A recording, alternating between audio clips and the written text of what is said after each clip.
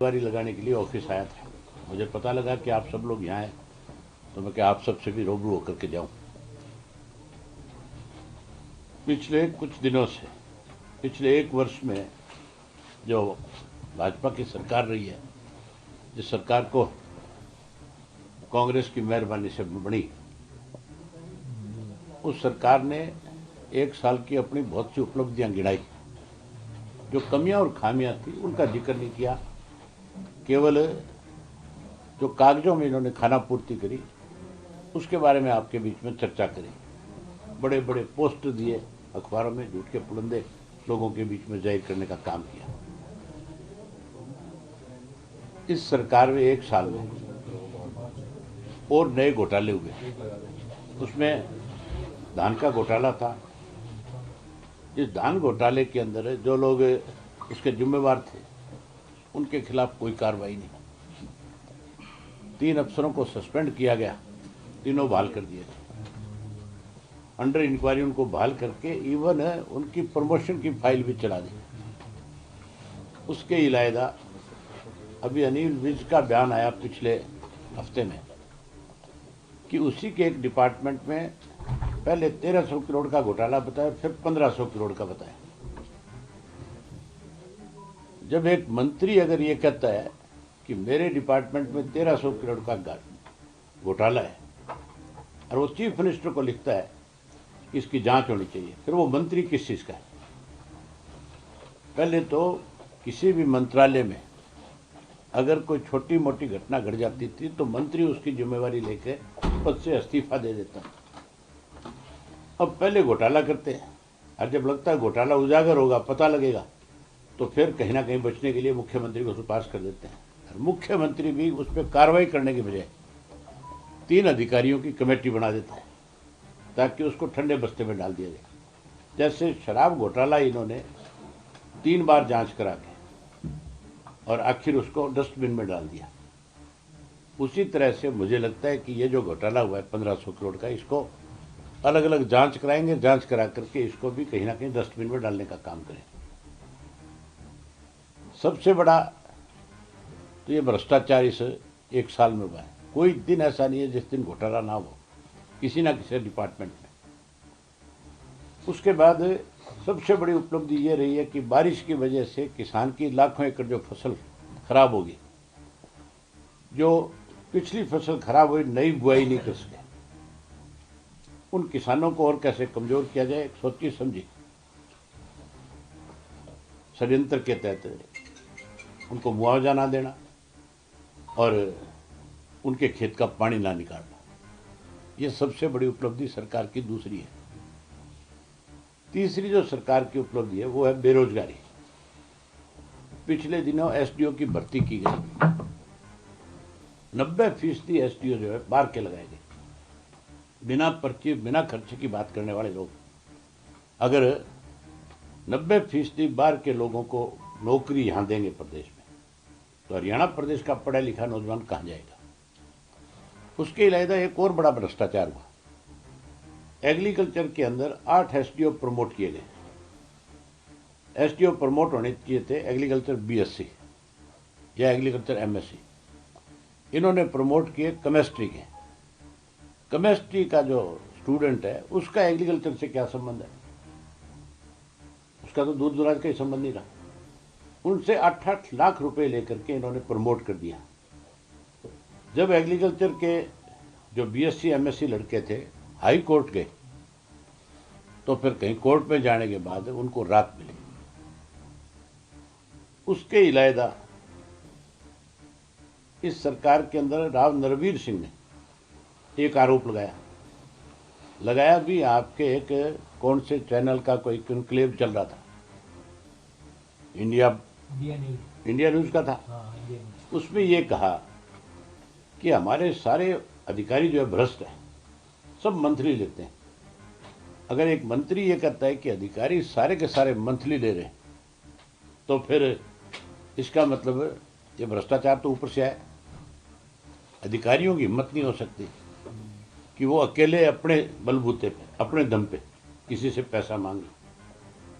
फिर तो सरकार का डर और भय खत्म हो गया। इसका मतलब उसका सीधा सीधा ये आरोप था कि भाई हम तो ऊपर से लेकर के नीचे तक इस दलदल की राजनीति में फंसे हुए हैं। हमने इस प्रदेश को लूटने के सिवाय हमारा कोई दूसरा काम नहीं बचा। ये जो इनकी उपलब्धियां थी ये बताने की बजाय पोस्टर छाप दिए अखबारों में, आज भी छप रहे हैं, कल भी छपे हुए थे, परसों भी थे। इसके लिए अनेक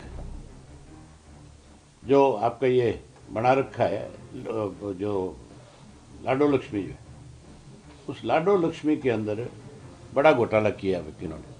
लाडो लक्ष्मी योजना के बारे में कहा तो ये गया था कि हर महीने 2100 रुपया देंगे। अब हर महीने देने की बजाय उसको कह रहे हैं क्वार्टरली देंगे। उसमें बहुत सारी शर्तें लगा दी और उसमें वो जो 2 महीने का बीच में गैप रखा, 3 महीने देने की बात करी है, उसका मकसद ये है कि उस पैसे का ब्याज खाया जाए। जो लाडो लक्ष्मी योजना के तहत जो एक अलग से पैसा रखा गया, उस पैसे का सिर्फ ब्याज खाना इनका मकसद है। इसी तरीके से आपके जो नरेगा है, इस नरेगा का नाम खत्म करके जहां महात्मा गांधी का अपमान किया केंद्र की सरकार ने, वहीं सबके साथ, गरीब आदमी के साथ सबसे बड़ा धोखा किया है। नरेगा का पहले जो पैसा था वो 100 दिन का पैसा केंद्र की सरकार की तरफ से आता था और 100 जिलों में जाता था और 100% पेमेंट जो है सारी की सारी केंद्र की सरकार से आती थी। अब उसमें शर्त लगा दी 40% और 60% के रेशो कि उसका 40% प्रदेश की सरकार देगी। हमारे प्रदेश की सरकार के पास तो तनख्वाह देने को पैसे नहीं है, जिसपे 3,70,000 करोड़ का कर्जा है। वो कहाँ से नरेगा का 40% पैसा दे दें? इसका मतलब नरेगा बंद हो जाएगी। नरेगा बंद होने का मतलब है कि गरीब आदमी जो है, जो कहीं नरेगा के सहारे से अपनी जिंदगी बसर कर रहा था, वो तो सड़क पे आ जाएगा, उसके पास तो कोई काम होगा ही नहीं, बचा ही नहीं होगा। ये सब इस सरकार की उपलब्धियां हैं 1 वर्ष की। इसके अलावा अनेक ऐसे इन्होंने रोजगार दिए जिन रोजगार के अंदर कोर्ट से स्टे होकर के वो सारी की सारी पोस्टें फिर से वैकेंट होगी। ये सारी चीजें बताने की बजाय सरकार ने लोगों के सामने झूठ का पुलिंदा खोल करके रख दिया, केवल अखबार के माध्यम से, पोस्टर के माध्यम से। इसके अलावा इस 1 साल में नशा बढ़ा, अपराध बढ़ा। ये बात डीजीपी ने स्वीकार करी थी जो पिछला था। उसने खुद ये कहा था कि हमने ओम प्रकाश के, ओपी सिंह के डीजीपी लगने के बाद खुद उसने प्रेस के रूबरू ये बात बताई थी कि मैंने इतने अपराधी पकड़ लिए कि हमारे पास जेलों में रखने के लिए जगह कम पड़ गई। तो इसका मतलब अपराध बहुत ज्यादा बढ़ा था, बेहिसाब अपराध बढ़ा। जहां अपराध बढ़ा वहां फिरौतियां मांगी गई। वहीं कितनी बलात्कार की रोज की घटनाएं, कितनी हत्याएं, ये रिकॉर्ड की चीज है। सेंटर की एक एजेंसी है जो खुद सर्वे करके बताती है कि किस स्टेट के अंदर कितना अपराध हुआ है। हरियाणा उसमें अपराध में नंबर 1 पे आकर के खड़ा हो गया आज की तारीख में। ये उपलब्धि है इस सरकार की। तो उम्मीद करेंगे कि आप ये सारी बातें प्रदेश की जनता के सामने लेकर के जाएंगे और सरकार को भी अपनी कमियां और खामियों के लिए अवगत कराने का काम करेंगे। आपसे नए साल में बहुत उम्मीद है। सर, राज्य सरकार की तरफ से एक बयान दिया गया कि सड़कों पर उतरना होगा सब लोगों को, जैसे झूठ और लूट की दुकान बंद होगी, उनका जिक्र मत करो, कोई और बात करो। नए साल में नई बात करो, बस इस बात को छोड़ो आप। अभी जी हरियाणा दूसरे नंबर पर, दूसरे पायदान पर आया है। ग्राउंड वाटर जो है उसमें आर्सेनिक और यूरेनियम पाया गया है, जिससे कैंसर और किडनी जो है वो होगा। सबसे बड़ा नुकसान हमारा जो है, खास करके जो जमीन का जो पानी है उसका नुकसान हमें हुआ है घग्गर नदी की वजह से। जितना केमिकल वाटर पंजाब का है, पटियाला से लेकर के जो साथ साथ लगता हुआ इलाका है, उस सारे में जितनी भी इंडस्ट्री लगी हुई है पंजाब की, उसका सारा जो है वेस्ट उसमें डलता है। उसकी वजह से हमारा ये इलाका खास करके आपका रतिया से लेकर के और रानिया तक ये सारा कैंसर से सबसे ज़्यादा पीड़ित है। जहाँ घग्गर का पानी लगता है वहाँ पे कैंसर की मार सबसे ज़्यादा है, सबसे बड़ी है। सरकार एक तो उस इलाके में कोई रोकथाम नहीं कर रही, दूसरा जो हमारा दिल्ली के बाद आपका होडल तक का एरिया है, मेवात का इलाका है, वहाँ पे भी केमिकल वाटर जाता है, दिल्ली की इंडस्ट्री का वेस्ट जाता है सारा का सारा। उसकी वजह से भी मेवात भी, और मेवात के साथ पलवल और फरीदाबाद भी, ये भी पीड़ित है।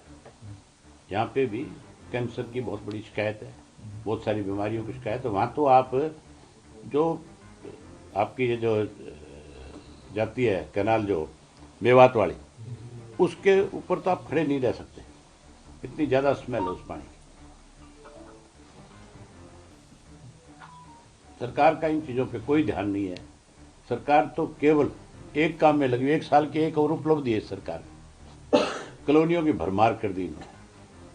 अनऑथोराइज्ड कॉलोनियाँ इतनी ज़्यादा इस स्टेट में 1 साल में बनी, ये रिकॉर्ड है अपने आप में। इनके सारे एमएलए सत्ता में बैठे हुए और मंत्री केवल और केवल कॉलोनियाँ काटने में लगे हुए हैं। कुछ एक्स एमएलए भी शामिल हैं और प्रेजेंट एमएलए तो टोटल लगा रखे, मंत्री भी टोटल इस काम में लगे हुए। सर विधानसभा सत्र हुआ सर 3 दिन का, किस तरीके से देख रहे हैं? विधानसभा के सत्र में कांग्रेस ने एक बार फिर ये सिद्ध कर दिया कि हम भाजपा के पक्ष में आज भी खड़े हैं। जो कहते वो सरकार के खिलाफ अविश्वास प्रस्ताव ले थे, और जो अविश्वास प्रस्ताव लाने वाले थे वो खुद एब्सेंट थे, तो फिर वो अविश्वास प्रस्ताव क्यों लाया गया? 1 वर्ष का मौका दे दिया सरकार को कि 1 साल तक आपके खिलाफ आप जैसे मर्जी मन चाहे तरीके से सरकार को चलाओ, हम आपके खिलाफ फिर से प्रस्ताव नहीं ला सकते, हाँ, कानूनन नहीं ला सकते। और उस प्रस्ताव के अंदर जिन चीज़ों को लेकर के सरकार को घेरना चाहिए था, उसकी घेराबंदी करने की बजाय वॉकआउट करके भागे। वॉकआउट क्यों किया? किस लिए वॉकआउट करके गए? सरकार का जवाब सुनना चाहिए था। सरकार अगर कोई आपके सामने किसी तरीके से कोई भ्रम पैदा करती है तो अपोजिशन का काम होता है कि वहाँ उनके सामने टट करके खड़े हो और उसको फिर कटघरे में खड़ा करें। विपक्ष के नेता का हस्ताक्षर अबे जी तो भाग्य थे। कल नए डीजीपी ने पदभार ग्रहण किया, उनका एक बयान है कि हरियाणा में भगोड़े हैं जिनको हमें पकड़ना है।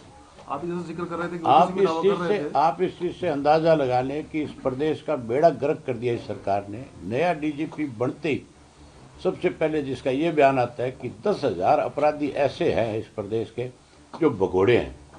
तो ये जो पिछले 1 साल से पुलिस सोई हुई थी क्या? पुलिस कहाँ थी? 11 साल से इनकी सरकार है, इसका मतलब हर साल इन्होंने 1,000 अपराधी पैदा किए और जिनको पकड़ा नहीं है, जिनको मेरी ख्याल सरकार का फिर संरक्षण है, इसलिए आज तक वो पकड़े नहीं गए। तो ये डीजीपी कैसे पकड़ लेगा? इसके पास कौन सी ऐसी छड़ी है? हमारा अपना एक पार्टी का साथी, हमारी पार्टी का जो पानीपत जिले का अध्यक्ष है, उसका भाई पिछले 5 दिन से लापता है। हमने पुलिस को शिकायत की है, एसपी से बात करी है। मैं अभी नए डीजीपी से ही इस बारे में बात करना चाह रहा था, वो कई मीटिंग में बिजी होगा। चीफ मिनिस्टर से इस बारे में बात करना चाह रहा था। सीएम ने मैसेज भेजा कि मैं भी थोड़ी देर में बात करता हूँ। मैं उनसे बात करूँगा कि अपराधी को अगर तुम पकड़ नहीं सकते, 5-5 दिन तक एक आदमी लापता हो जाए और आपकी पुलिस उस तक पहुँच नहीं पा रही, और वो भी मतलब एक हमारी पार्टी के अध्यक्ष के भाई की, तो आम आदमी बेचारा कहाँ जाएगा, क्या करेगा? ये पुलिस तो, ये सरकार तो उन अपराधियों को भी नहीं पकड़ती जिनके खिलाफ बाई नेम एफआईआर दर्ज है। नरपेश सिंह हत्याकांड जो हुआ था उसमें बाई नेम एफआईआर हुई थी, आज तक वो गिरफ्तार क्यों नहीं है? केवल ये कहते हैं कि हम पूछताछ कर रहे हैं। पूछताछ किससे कर रहे हो? आम आदमी अगर किसी के खिलाफ एफआईआर लॉन्च कराता है, अगर कोई भाग जाता है तो उसके माँ बाप को उठा लेते हैं जाकर के। तो फिर इसका मतलब है पुलिस तो सरकार के दबाव के अंदर अपराधियों को बढ़ावा दे रही है। नारनौंद के अंदर पिछले दिनों आपको हैरानी होगी कि एक नर्सिंग कॉलेज का संचालन करने वाला व्यक्ति जिसमें कांग्रेस और बीजेपी दोनों के लोग शामिल हैं, दोनों के दोनों नेता जो है राजनीतिक लोग शामिल है, उसमें पार्टनर है आपस में। वहाँ लड़कियों के साथ बदतमीजी की जाती है और जब वो विरोध करती है तो उनके खिलाफ मुकदमे दर्ज किए जाते हैं। इससे ज़्यादा बड़ी शर्म की बात और क्या होगी कि बेटियों के खिलाफ किस तरह से अपराध को बढ़ावा दिया जा रहा है। नया डीजीपी बना है, मैं कहता हूँ उसका बनने पे बधाई देता हूँ और उम्मीद करता हूँ उससे कि नया डीजीपी जो है इस तरह के अपराध करने वाले लोगों पर रोक लगाएगा, कहीं ना कहीं सरकार की बात को नजरअंदाज करेगा और सही रास्ते पे चलेगा। फांसी जिला पुलिस था सर, पहले अब जिला बना दिया, भगवानी जिला पुलिस है। हांसी क्यों बड़ा जिला, इस बात का पता है आपको? आप पता करें जा करके। हांसी के अंदर विनोद भैणा ने हजारों एकड़ जमीन खरीद ली हांसी के चारों तरफ, शहर के साथ लगती हुई, कहीं सही दे दी, कहीं खरीद ली, कहीं कुछ कर लिया। अब जिला नहीं बनेगा तो फिर वो जमीनें कैसे बिकेगी, कैसे कॉलोनियां कटेगी, कैसे डेवलपमेंट होगी वहाँ पे? ये एक बड़े षड्यंत्र के तहत अपनी कैसे जेब गर्म की जाए इसके लिए जिला बनाया। जरूरत तो थी गुहाना की भी, जरूरत थी डबवाली को भी बनाने की। उनको बनाने के बजाय 2 कॉन्स्टिट्यूंसी का 4 लाख मतदाताओं का जिला बना दिया। ये सिर्फ एक षड्यंत्र के तहत कैसे लूटा जाए लोगों को। आप पता कर लो जा करके, किसी भी व्यक्ति से पूछ लो। भैणा कोई पहली बार ये काम नहीं कर रहा, आपको पता है सीडी कांड में भी फंसा था, किस तरह से शरेआम पैसे मांग रहा था।